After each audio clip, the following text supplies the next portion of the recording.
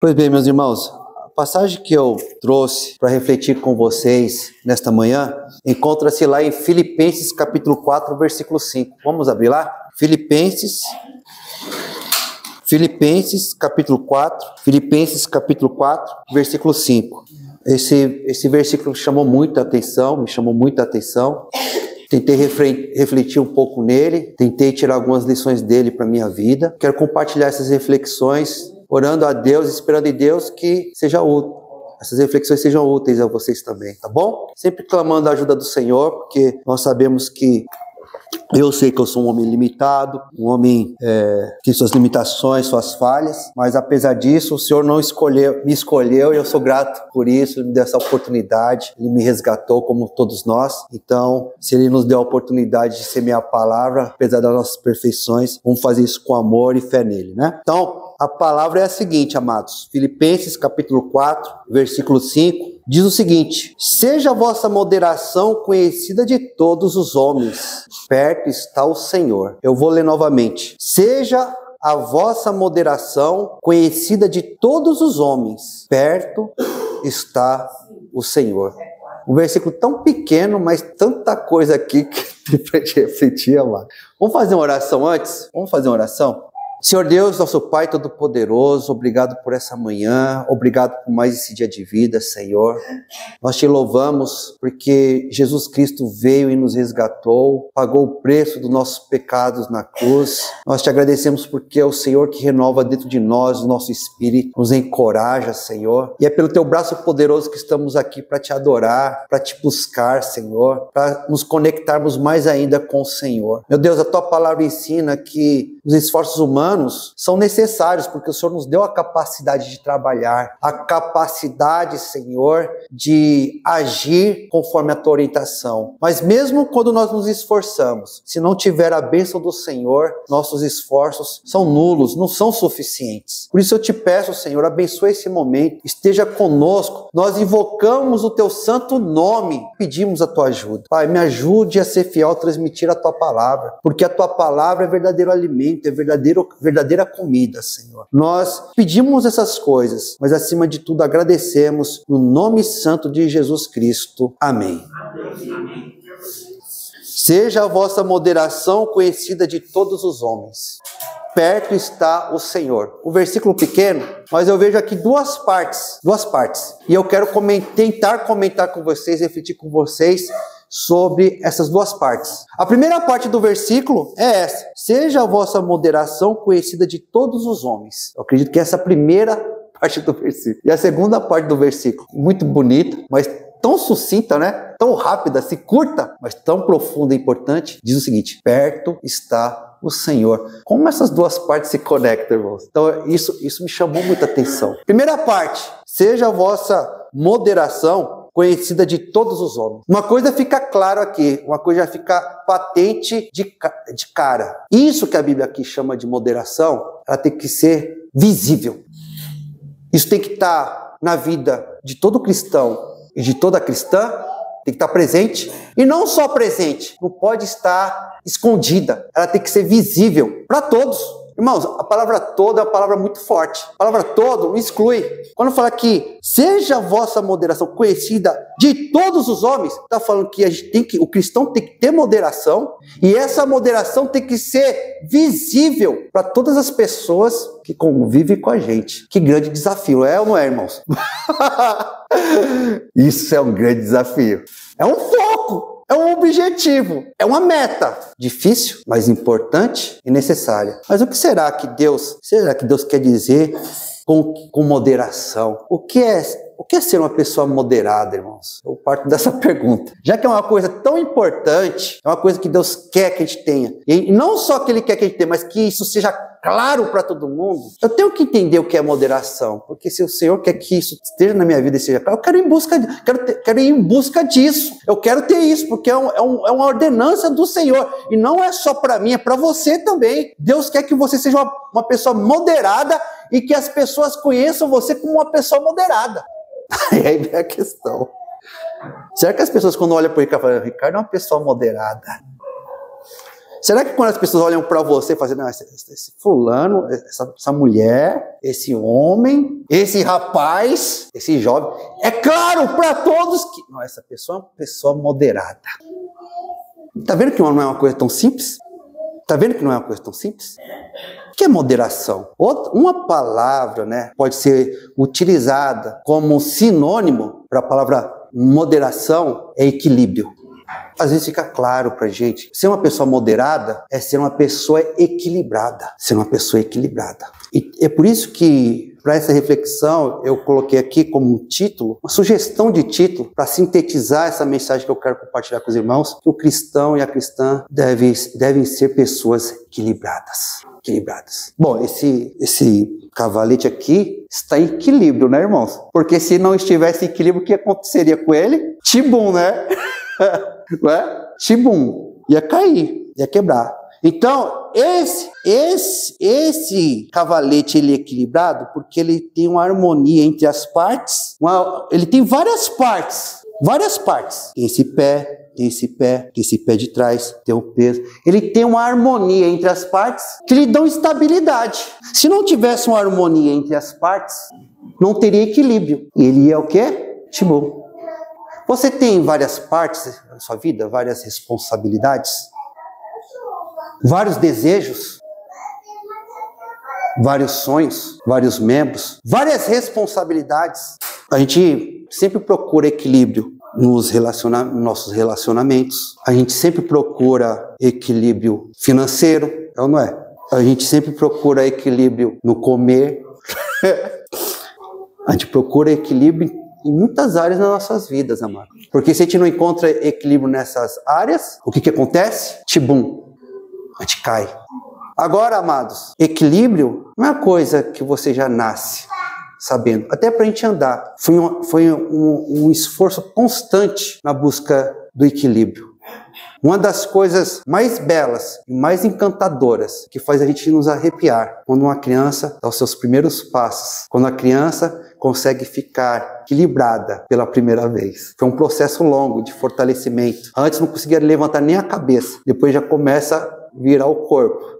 Depois senta, mas capota, mas não desiste. Depois começa a engatinhar, depois fica em pé. Depois começa a andar. É um processo, mas um processo difícil, mas necessário. Porque quando a pessoa encontra o equilíbrio para caminhar, quando o ser humano encontra um caminho, o equilíbrio para caminhar, ela ganha mais autonomia. Veja aquele exemplo dos paralíticos que estavam na Bíblia, quando o Senhor os curou.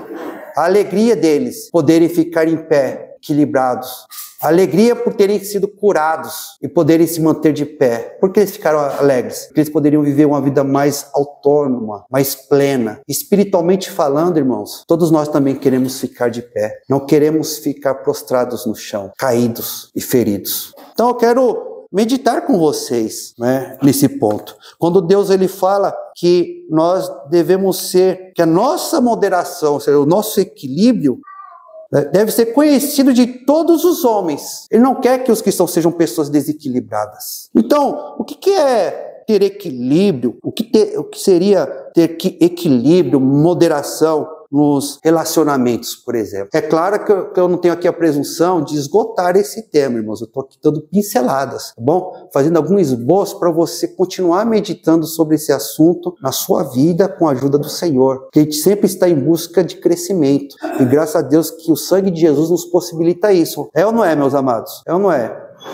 O que seria ter equilíbrio nos relacionamentos, segundo a Bíblia, segundo a palavra do Senhor? Meditando, irmãos, eu vejo que o equilíbrio num relacionamento é você ter uma harmonia entre o dar e receber apoio, afeto, atenção. Entre dar e receber, repito, entre dar e receber apoio, afeto e atenção. Quando você só recebe nos relacionamentos,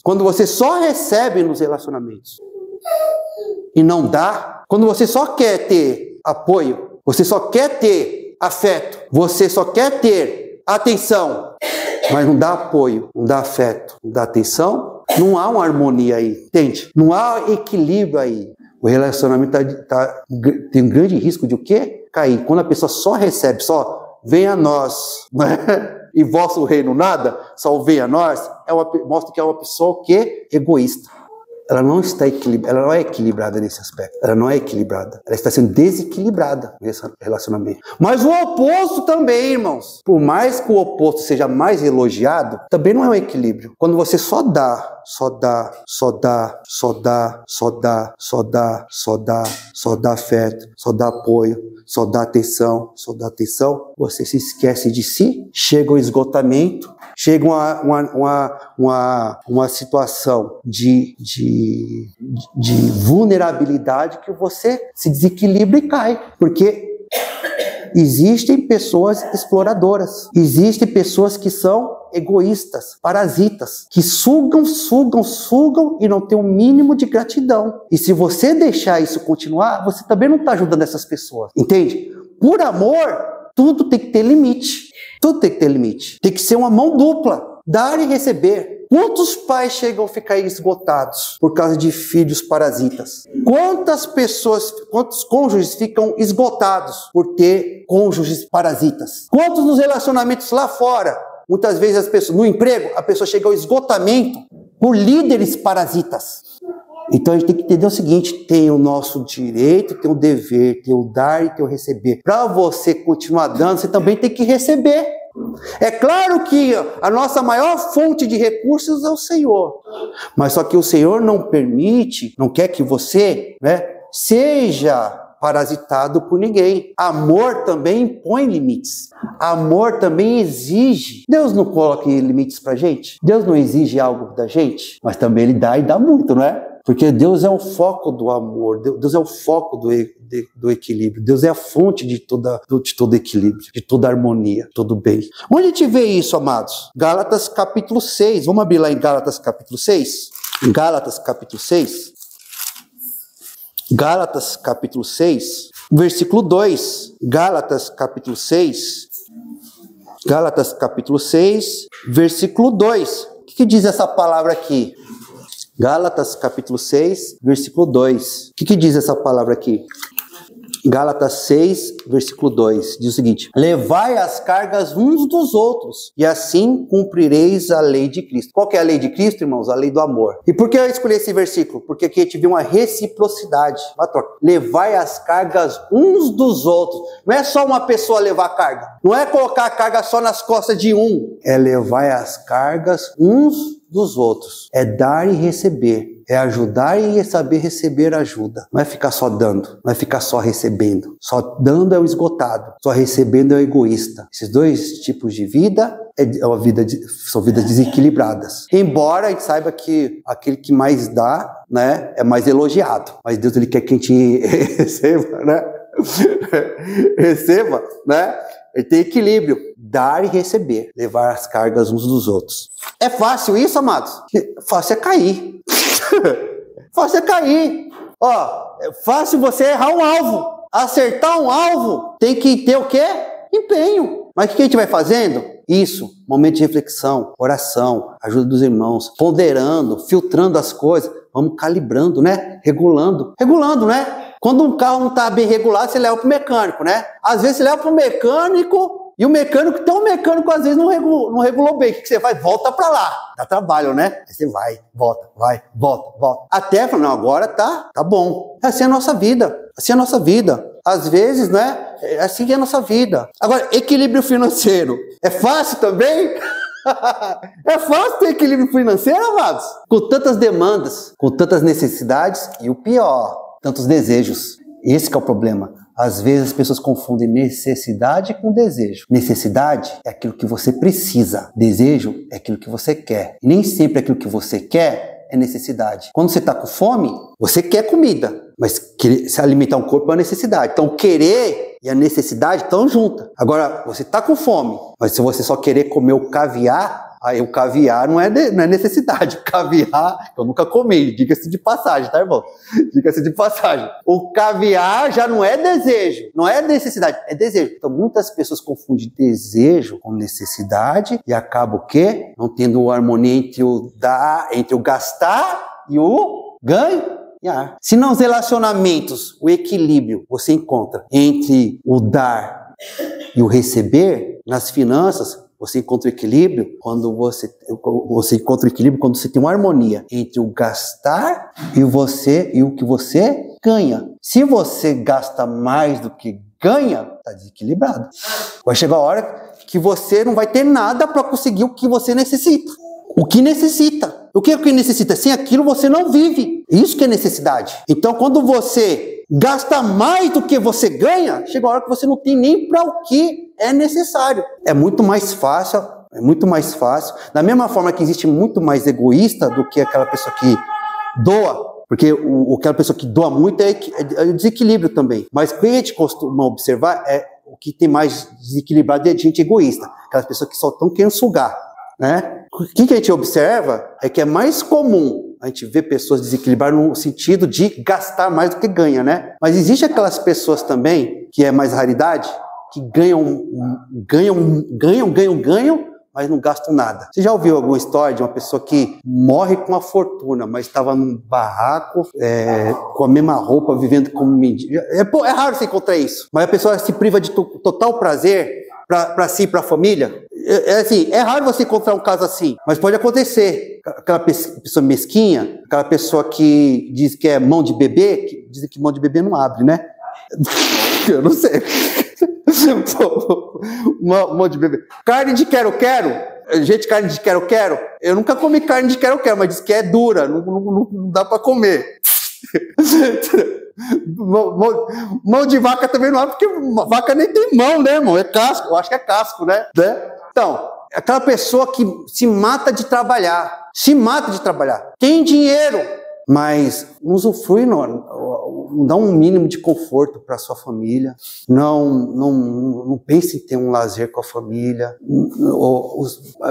são privadas das coisas básicas. Às vezes a pessoa nem tem família, porque não quer, cara, não vou ter mulher porque mulher dá gasto, não vou ter filho porque filho dá gasto, né? Não vou ter uma cama porque cama dá gasto, né?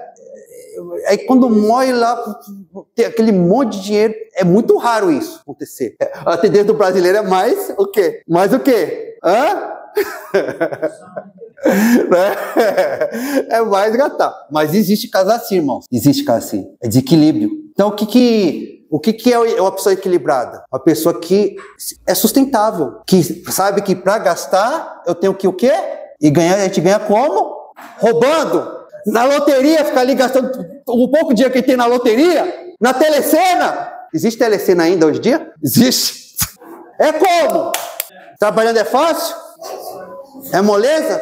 É moleza? Mas é necessário? Se você não trabalha, você não é equilibrado. O que a Bíblia fala? Aquele que não trabalha, não? Vamos ver onde está isso na Bíblia, irmãos. Provérbios capítulo 13. Provérbios capítulo 13. Provérbios capítulo 13. Provérbios capítulo 13. Então, próspero não é necessariamente... Próspero não é uma pessoa que é rica. Próspero é uma pessoa que sabe se bancar.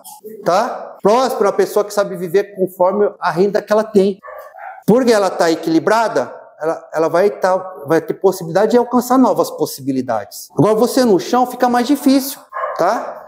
Próspero não é você ter um carro do ano. Próspero não é você ter roupa de marca. A Bíblia dá o padrão para você. Tendo o que comer e o que vestir, seja descontente, sem necessidade. Você tendo o que comer e tendo o que vestir, você tem como batalhar, você tem como trabalhar. O resto é desejo. Se Deus te dá condição para você arcar com o seu desejo, nada de errado. Desde que você não se endivide, desde que você não quebre, desde que você não prejudique os outros, desde que você não seja tentado a trapacear. Quantas pessoas, irmãos, caíram no golpe da pirâmide porque quiseram resolver sua vida de forma rápida? Mas a palavra do Senhor nos ensina o quê? Em Provérbios capítulo 13, versículo 11. Provérbios capítulo 13, versículo 11. Os bens que facilmente se ganham, esse diminuem, mas o que ajunta a força do trabalho terá que aumento. O que é isso? Equilibrar, consistência, equilíbrio entre o gastar e o receber. Entre o gastar e o receber. O que é equilíbrio no comer? É equilíbrio no comer. Pela graça de Deus, amados, pela graça de Deus, nós estamos numa situação muito melhor do que eu escuto que minha mãe falava na época dela. Essa geração aqui não entende que o padrão de vida que nós temos hoje é o padrão de ricos de pessoas lá do começo do século XX. Não entende isso. O que geralmente as pessoas comem hoje não era o que as pessoas comiam há 40 anos atrás. A vida era muito mais... Os recursos eram mais difíceis, tá bom? Era muito mais complicado. Mesmo pobre. Uma vez o Edenilson falou uma coisa que faz sentido. O faraó do Egito, que era o homem mais poderoso do mundo, ele não tinha um celular. O meu é o J1, tá, irmãos? A memória tá zoada. A Janaína comprou umas calças pra mim no Mercado Livre. Aí eu fui levar o QR Code lá no meu celular para pegar o meu negócio, né? Na hora que abri o meu celular para abrir a foto do QR Code, o celular travou. Tá faltando memória, tive que apagar lá na frente da pessoa lá. Mas mesmo o faraó do Egito não tinha um celular que nem o meu. O faraó do Egito não tinha um chuveiro elétrico. E a fartura que a gente tem hoje, principalmente no Brasil. Uma vez eu perguntei para um chinês que tem aquelas lojas, sabe, de China. Eu perguntei, o que tem melhor no Brasil? Ele falou, clima e fartura de comida. Às vezes é bom você ouvir uma coisa de uma pessoa que vem de fora, de outro povo. Fartura de comida. Porque mesmo pobre, se é trabalhador, não ganha muito, comida simples, sem luxo, mas farta tem, irmãos, tem. E por causa disso, quando em momentos de prosperidade, às vezes a pessoa pode não ter o equilíbrio no comer, né? E no beber, né? Aí começa a vir o quê? Colesterol, diabetes, não é? É fácil, irmãos. Ainda mais quando a comida é gostosa. E ainda mais, né, amados? Na boa. O negócio da pandemia me ajudou a ter mais equilíbrio. Mas quando antes da pandemia, quando eu tinha que ir para a cidade, que a gente que mora aqui na periferia, aqui, né? Quando vai para Santo Amaro, eu vou para a cidade, né? Quando eu ia para a cidade, passava ali no terminal Santo Amaro, com aquelas barracas de hot dog, pão de queijo, né? Hambúrguer, aquele cheirinho, irmãos, eu ficava meio tentado. Esses lanches, né? Um McLanche feliz. Depois que veio a pandemia, eu fiquei meio fresco. Eu não gosto de comer mais na rua, com medo de me contaminar com a Covid, né? Então acabou ficando. Então, quando a gente não tem esse equilíbrio no comer, a nossa saúde é prejudicada e as nossas finanças também, não é? Porque às vezes pode chegar ao ponto... Eu já ouvi casos, irmãos, de pessoas... Isso aí é demais, né? Pessoas que... Isso já é uma doença, isso é um desequilíbrio muito grande. Pessoas que comem, mesmo o corpo não aguenta, isso já é uma doença grave. Tem que procurar um especialista. Vão pro banheiro para vomitar, para continuar comendo. Isso aí é o cúmulo do desequilíbrio, né? Agora, o inverso é o contrário, mas existe também. Aquela pessoa que se priva demais de comer. Às vezes, numa busca de beleza estética. Chega um ponto que a pessoa chega a ficar doente. Para ter lá a famosa barriga de tanquinho. Para ter aquele padrão de beleza que o bobinho não sabe que é mudado ali no Photoshop. Muitas vezes mudado no Photoshop. Que a pessoa conseguiu a custa de remédio anabolizante e acabou com o seu fígado, com o seu coração. E às vezes a pessoa olha ali no espelho e se vê magrinho, palitinho, se vê gordo. Aí se priva de comer, beber uma água, um suquinho. De vez em quando um refrigerante não vai fazer mal, né, irmãos?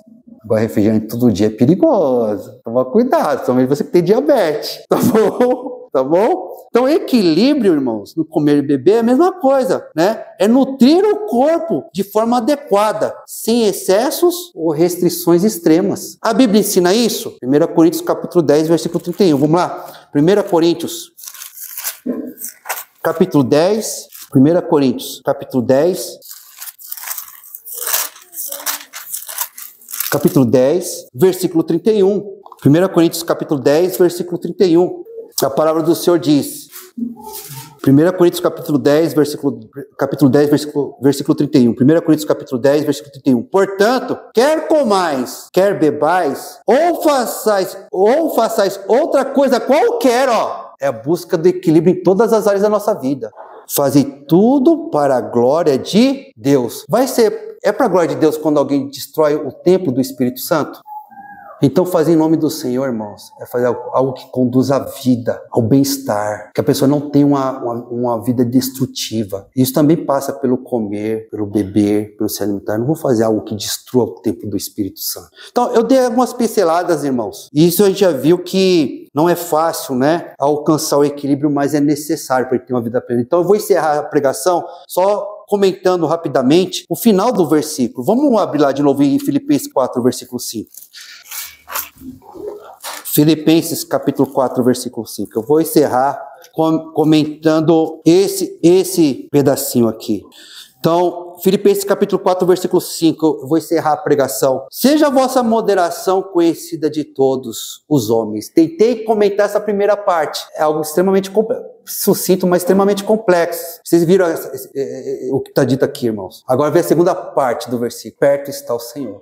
Perto está o Senhor. Como essa segunda parte se conecta com tudo isso que eu te disse? Irmãos, eu vou tentar explicar na minha limitação a partir das experiências que eu tenho. O que significa assim, perto está o Senhor? Para pessoas que precisam se equilibrar. Tem áreas na minha vida que eu preciso ser mais equilibrado. Mas eu vou dizer uma palavra de esperança para você. Não é porque você... Quem aqui já caiu fisicamente mesmo assim, sabe? Não tô falando espiritualmente. Fisicamente. Quem aqui já levou um tombo? Aqui, levanta a mão. Quem aqui nunca levou um tombo? Levanta a mão. Só que ainda não começou a tentar andar, né?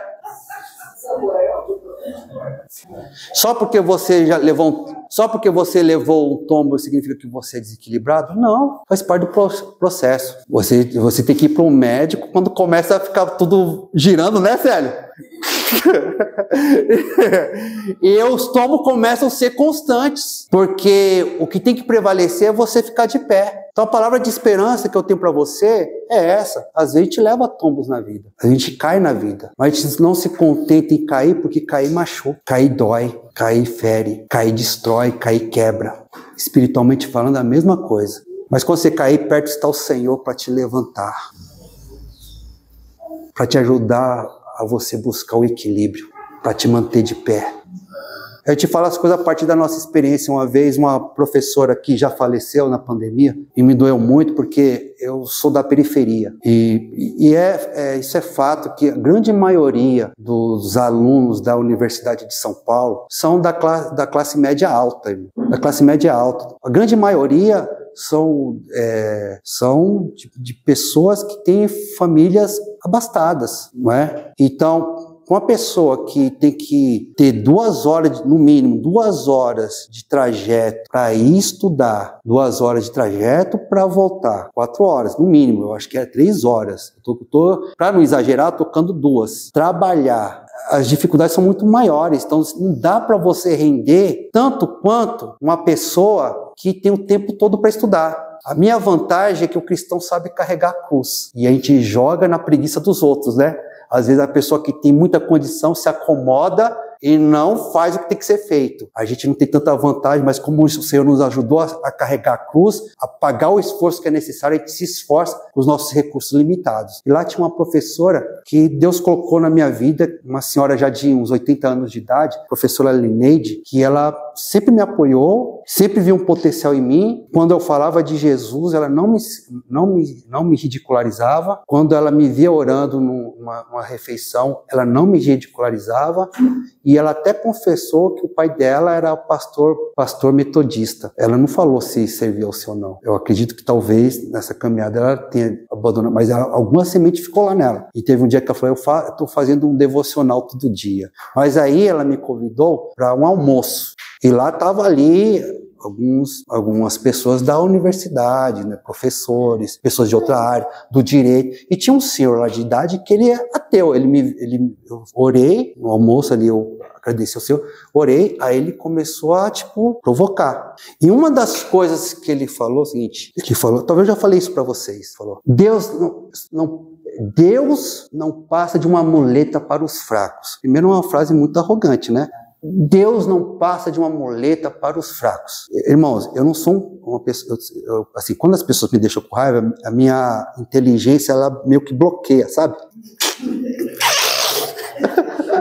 Entendeu?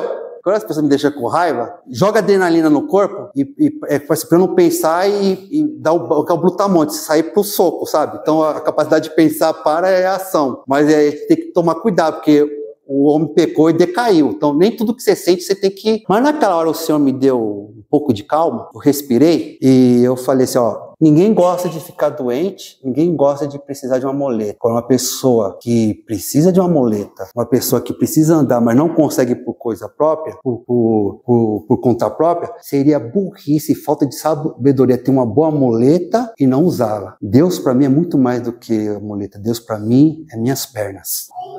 E a vida ensina. A vida ensina. O ser humano pode achar que é autossuficiente, pode talvez caminhar com as próprias pernas, levantar o nariz. Mas a vida às vezes ensina. Eu fico triste porque aquele homem que falou isso já era um senhor de uns 70 e poucos anos. Mas lá tinha um homem lá, da faculdade de Direito, o cara falou isso e nem parou para pensar. Mas tinha um homem sentado ali perto da gente, tava com uma muleta. E aquilo sem querer, o tiro do homem saiu pela culatra e tocou no coração daquela pessoa. E no final ele falou, eu creio em Deus. O cara da muleta. Não o ateu, mas o cara da muleta. O equilibrado, irmãos, não é aquele que consegue...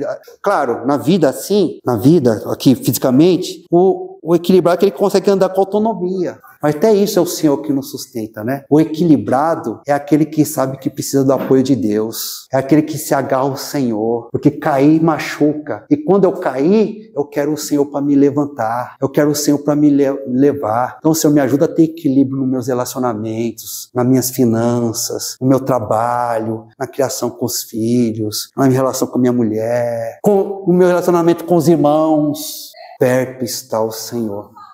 Para encerrar com o último versículo, Salmo 145, versículo 18, eu acabo por aqui, amados. Você precisa de Deus?